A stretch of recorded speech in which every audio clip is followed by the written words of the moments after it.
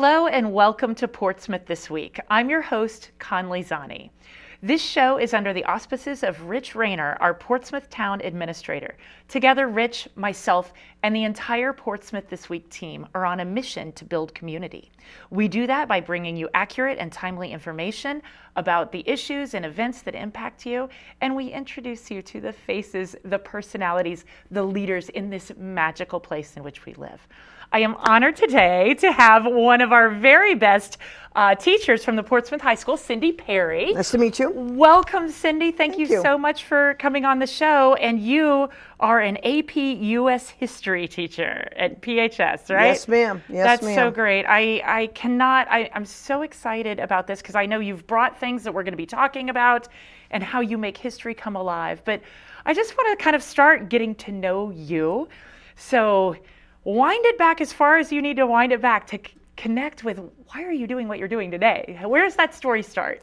It starts in the second grade, actually. Oh, wow, okay. I had Mrs. Rosa in Watertown, Connecticut at my little elementary school of Judson School. And I remember the News Weekly, the weekly things that you get, and you could buy the little books when you're a child in elementary school years ago. I don't know if they still do that or not. But anyhow, I bought a book on Lincoln. I remember in second grade that I read it and I was caught. At second grade, I was caught. Second grader, you second just were grade. like, that guy's cool. Yeah, it was his story. And I remember that. I remember the book. I don't have it any longer. I'm always on the lookout for it. I'll know it when I see it. And, you know, in the children's sections of used books or whatever. But, and then from there on in, I just wanted to go to historical spots. And I had three older brothers who were a lot older than me. So by the time my memories exist of vacations and family trips, it was basically my mom, dad, and myself, because the boys were getting married, going to college and whatnot in the 60s. And they took me anywhere I wanted to go. I got to plan our family vacations from the time I was 8, 9 years old. So you're like, let's go to Lincoln's homestead? Oh, been there. Yeah, it's wonderful. Go to Williamsburg. Fell in love with Williamsburg when I was 10. Been to Gettysburg multiple times. Antietam, up in Saratoga, to all the battlefields. Never went to a Disney World and never did any of that. We went to battlefields, and that was by choice on my part. And my mom and dad let me do it, which was really cool. They planned it. They were excited. They thought that was a really good thing for me. And I never let go. My friends in high school used to give me all sorts of trinkets and newspaper articles about Lincoln or about the Civil War that they would find. And I have a binder still of things that my friends gave me from way back when. You know, oh my God, that's so cool. I think pretty unique. I mean, like that's yeah. I was that kid that was just maybe a smidge odd. It's like, what is up with that? Lincoln, yeah, exactly. You know? Yeah, I wanted a bust of Lincoln for 7th grade for Christmas, and I got them. And most kids wanted, a stereo system. Not me. I got, and I still have him. Where did you put that? It was in my bedroom. Yeah. Yeah, and then as rather than a poster of some rock star, you're like, no. Here's Bobby Sherman was not in my room. It was basically Abraham Lincoln. Exactly. I'm dating myself with that one. Oh my God. But I my mom, best friends. But my mom and dad were listening. Exactly. I probably knew them in a past life. But mom and dad were listening, and I hope I took that skill from them, from my own children and grandchildren, and into my classroom just to listen. But from there, when I graduated high school, I knew I was going to go off to college to studying history, which I did. And then from there, at 22, 23, I did not want to be in a classroom. That wasn't where I was thinking about it. What I really wanted to do was be a docent at Williamsburg. But back in early 80s, when you're graduating from school, you generally just didn't pick up and go, that kind of thing. Monetarily, it'd be a little more difficult. So my mom mentioned to me about the 90-day wonders from World War II, about going into the Navy and getting my commission. And I said, that sounds interesting. So that's what I did. I went into the Navy. I went to OCS here in Newport back in 82 and 83 and got my commission. Met my future husband. We were both OCs together. And Mark and I married shortly after we got commissioned in March of 83. And I had a wonderful career for 8 years on active duty. And Mark did the full 23 years. I did the 8 years, and it was wonderful. We ended up in Middletown. We said, no, we don't really want to leave. We want to stay. And we were able to stay here and raise our 3 children, who were born all over the country kind of thing, because it was a Navy thing. Right. So, but you landed here. I landed here, and I worked on the base my last 4 years as a lieutenant, full lieutenant, and then picked up lieutenant commander before I was completely done. And then I'm thinking, what do I want to do? And at that point, my kids were 5, 4, and 3. And I'm like, I think I'd like to teach.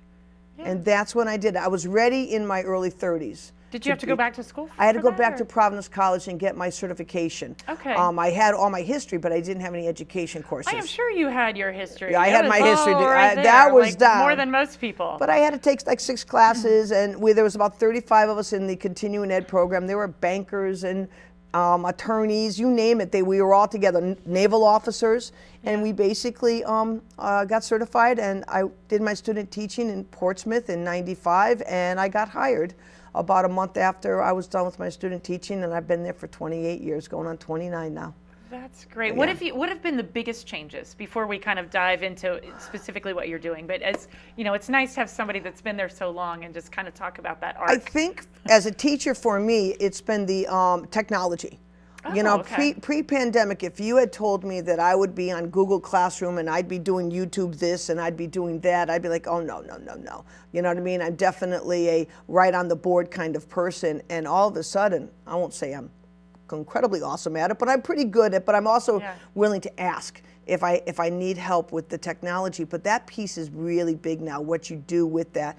And I think having 83-minute classes, you need to, if I'm talking about Lincoln, I have to break up how I do it. Every 10 or 15 minutes, I'll change a direction. Yeah, different learning styles, exactly. different ways to reach the kids. Exactly, and whether it's music, I try to incorporate music, art, actual note-taking, which is an important skill to learn how to do, all sorts of different things that we can incorporate and talk about whatever topic I'm talking about.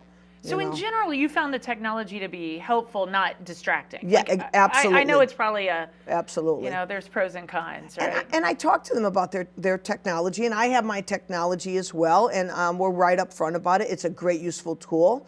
In my AP programs, if we need to look something up, it'd be like, Wyatt, can you check that real fast? Well, I'm lecturing. If we're not sure on a fact, that's what you use it for. And he'll come right back and say, this is the, whatever we were looking for. And I'm like, well done, thank you. And then we go off from there. That's okay. That's a good thing. Yeah. And that's a good thing. Yeah. But talking with your buddy upstairs, not so much. But and they don't do that in my class because I'm way too interesting.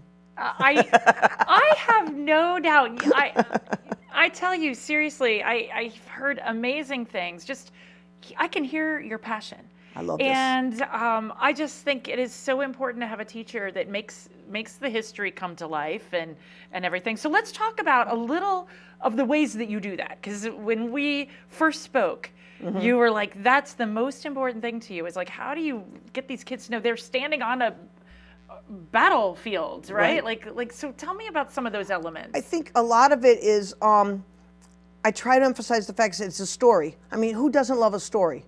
You've been read stories, by parents and grandparents since you were small. When you're reading, when you're first learning how to read, it's a story. That's what we have to remember. And sometimes when you're listening to a story, just listen to the story. Engage with the story. Put down your pen. It's okay. Yeah. You don't Listen need that to it. detail or whatever. No, you need to hear it. You need to see it. You need to feel it sometimes. When I'm doing in my AP program, when we're talking about the American Revolution, I have my students stand up, and I'm on the south side. Well, it's the football side of the school on the G wing, and I have them stand up, and we look outside my windows. I said, we are in the center of a battlefield. How exciting is that? And I get really animated because Glover was down on the left flank, and we've got Sullivan over here. We've got the British over on Quaker Hill. I said, and there's no trees. We can all see each other, and it's fun. I said, imagine, just use your imagination, what that must have been like. And kind of terrifying, I think. Yeah. Like you're just like, oh God. There's hundreds and hundreds and hundreds of folks with guns. You're right. Ready to and the first Rhode Island Regiment, it's phenomenal history about that. That goes on at Patriots Park. That's going to be one of my upcoming field trips. We're going to be doing a lot with the battle, which I'm very excited about. But that's a big part of it, is just telling that story. And again, shaking up my Google Classroom with my slide shows that I do, and having a variety of things. I like having the music. I like having photographs. I like having pictures, vignettes, all sorts of different things that'll interest different folks, kind of thing, that kind of stuff. Again, different ways of learning Absolutely. for all of these young people, right? Absolutely, absolutely. And every single kid is unique. You know, every single kid is unique, and that's okay. So when we do group work, I try to, because I watch, I'm paying attention, as I should, and I look at them and I'm like, okay, like we just finished up a group activity today. I put who I feel is my strongest writers, one of them in each group, somebody who's my strongest multiple choice question taker, and somebody who's very good at presenting. I mean, we all have our strengths and weaknesses. Yeah. Put them together, and what a team. Yeah. What they just produced in the last couple of days have been phenomenal. You know, I can't wait for our presentation. Like, what was next the week. assignment? Like, just They're as an actually example. working on a document-based question, and they're ripping it apart. They're doing a deconstructed one, so they're not really going to write the essay. They have to pull it together collaboratively, agree on writing an introduction, a thesis statement, using a contextualization point. What's their topics? How are they lumping them?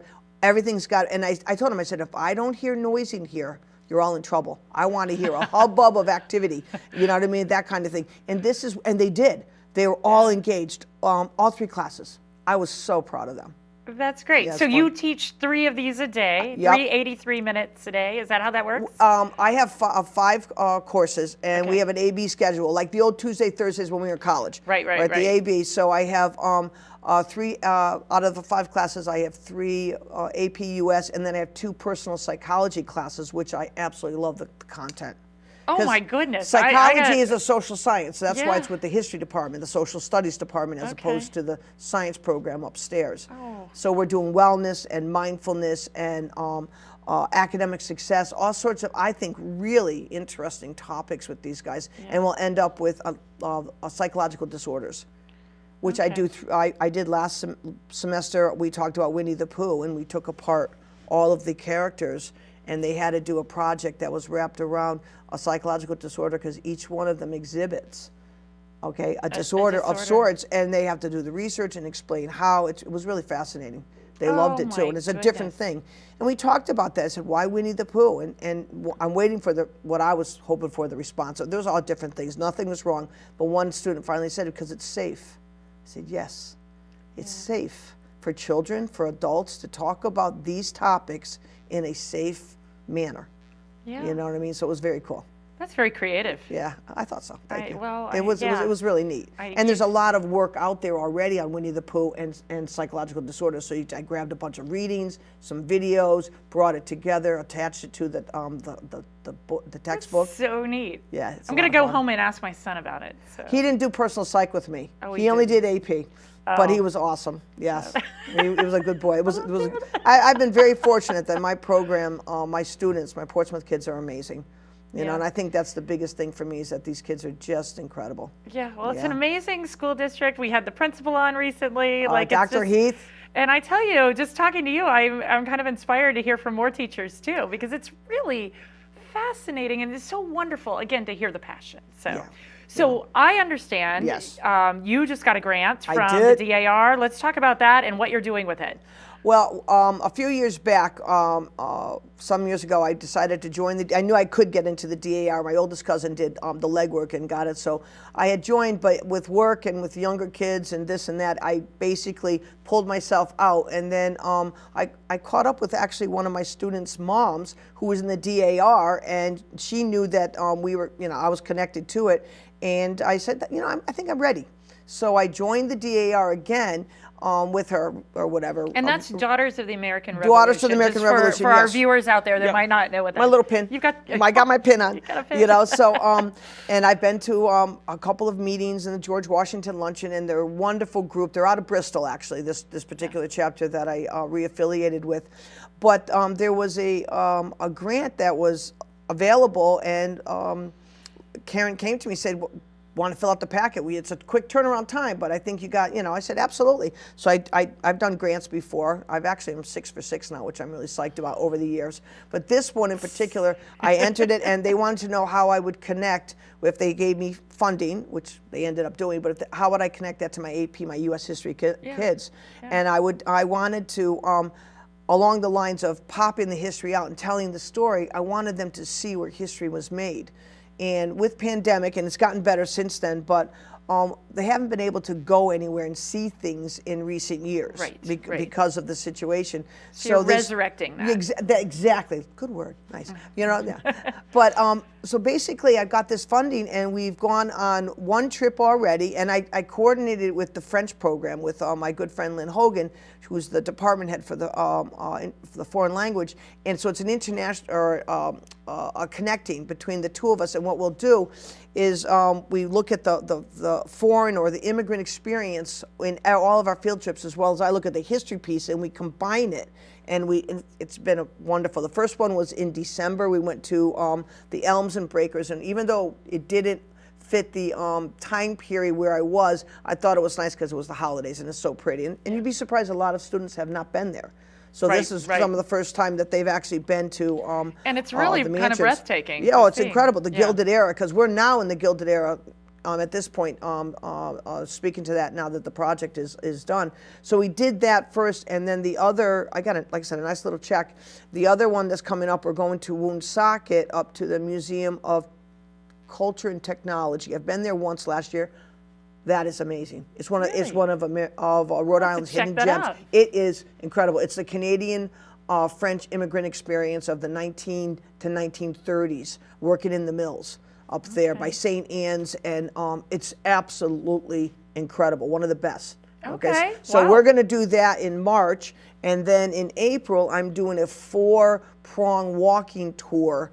So the religious, the American Revolution, women, and the African American experience in Newport through the Historical Society downtown at Brick Alley.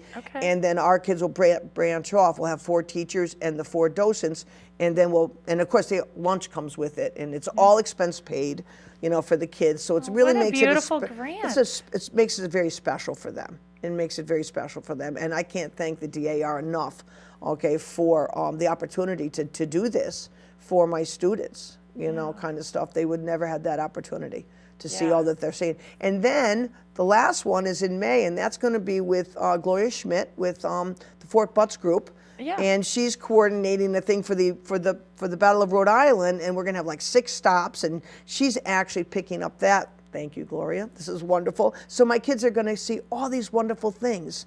You know what I mean? Yeah, and history will come alive. Yeah, and it's just amazing how rich the history is right here. Every chapter in our textbook, which I didn't bring a textbook because textbooks are textbooks, but every chapter in our textbook, basically, starting with Anne Hutchinson in 1638, the founder of Portsmouth, all the way up to present day, has got something about Aquidneck Island, not just Rhode Island, but Aquidneck Island.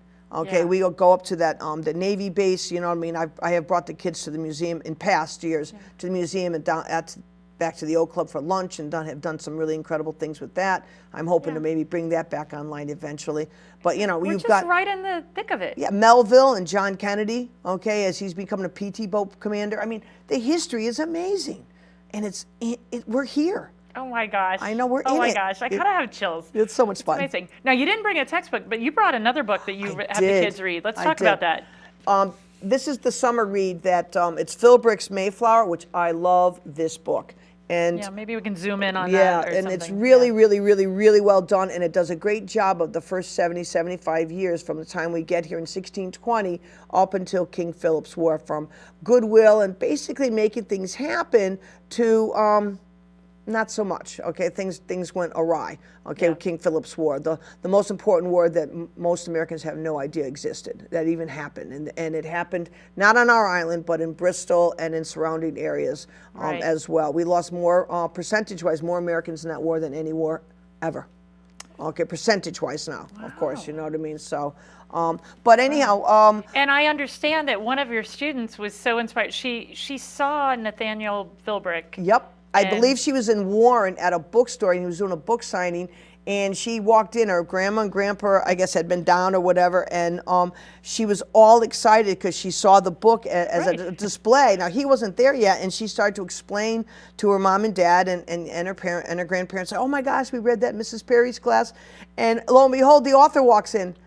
And so they had a conversation for about 20 minutes about the book. And then he calls you and says thank you. He wrote me. He wrote me a letter, and he gave it to her to give to me, and I have it in my this is my classroom edition, the one I just showed, but the other edition I have at my house, it's my special edition, that's in there forever and ever and ever. And it's got, you know, Dear Cindy, thank you for being an inspiration to your students, words to that effect, you know what I mean, on Nathaniel Philbrick. And I'm like, oh.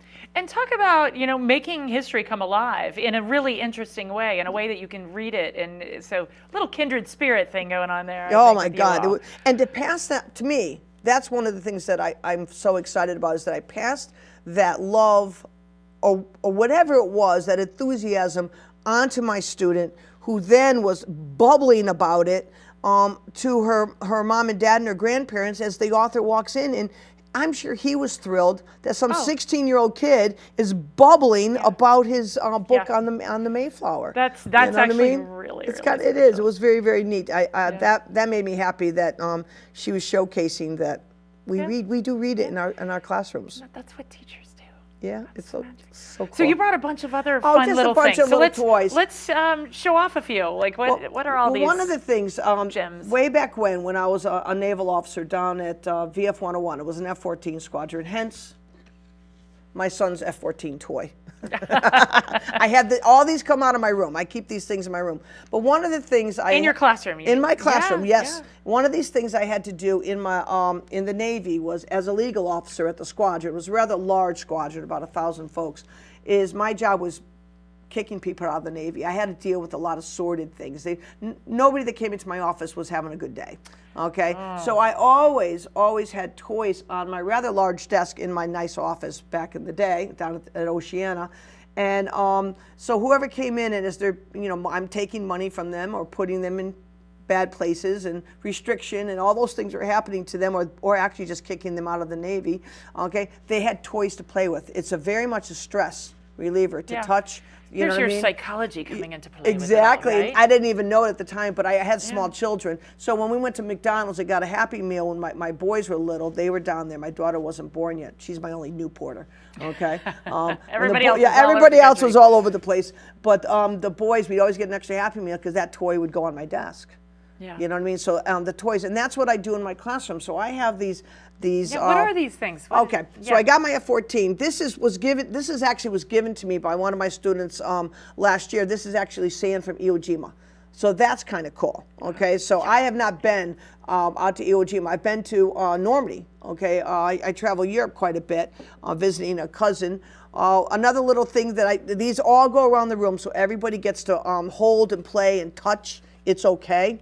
Yeah, what is that? This is the piece of the Berlin Wall.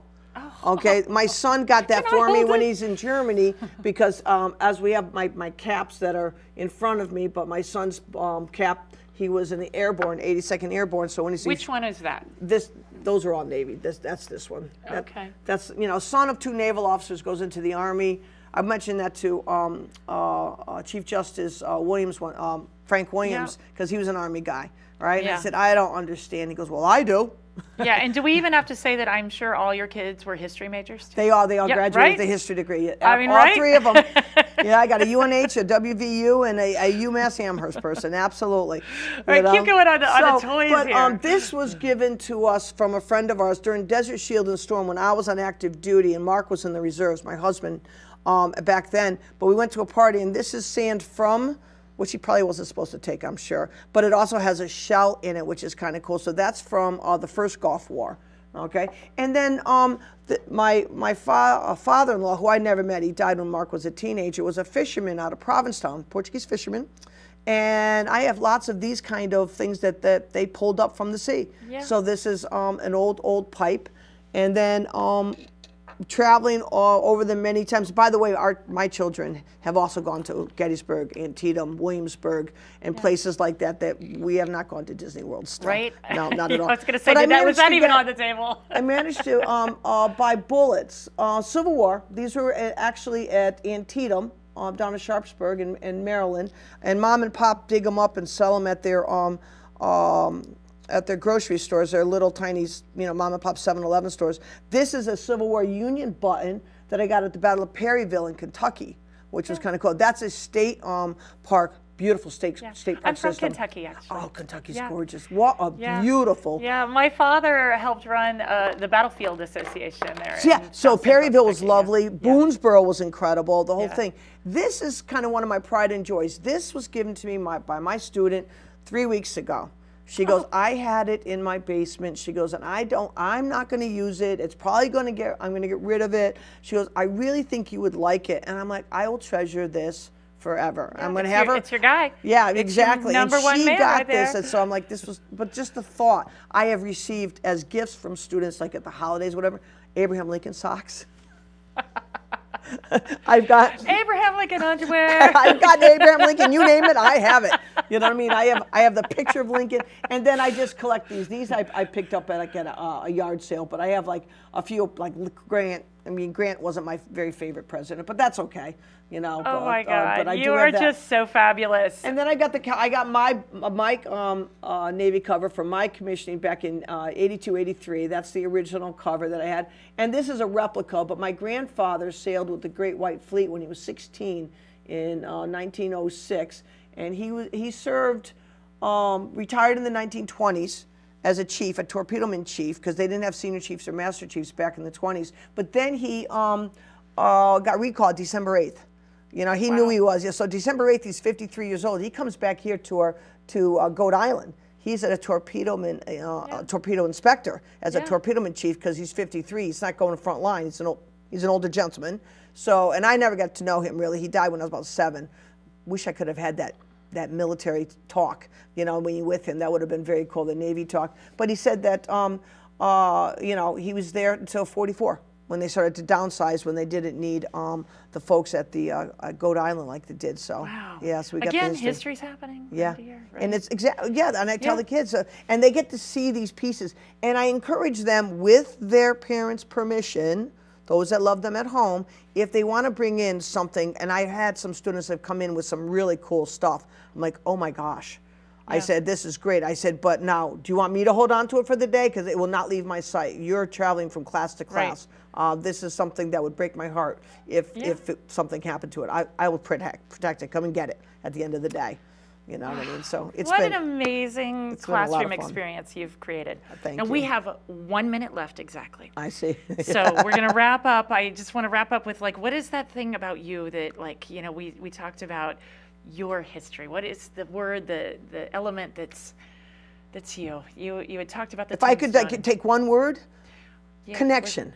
I like the word connection because I connect to the past, but I'm connecting to the future when I'm working with my students. And my former students who are now well into their 40s, some of them are very close friends of mine now. And we talk, you know what I mean? We get together, and I think that's what it is. It's that sense of connection and the connection to our overall community. You know what I mean? And our greater community outside of Aquidneck Island and into Rhode Island and New England and so on and so forth. Is it, you know, windows out. Oh my gosh, Cindy, thank you You're so much. welcome. We are so lucky to have you as Thank a you. teacher. Appreciate that. Oh yeah. My pleasure. Thank you. Thank you for being on the show. Absolutely. This has been Portsmouth This Week with my guest, Cindy Perry, Portsmouth High School's AP US History teacher. We'll see you next time.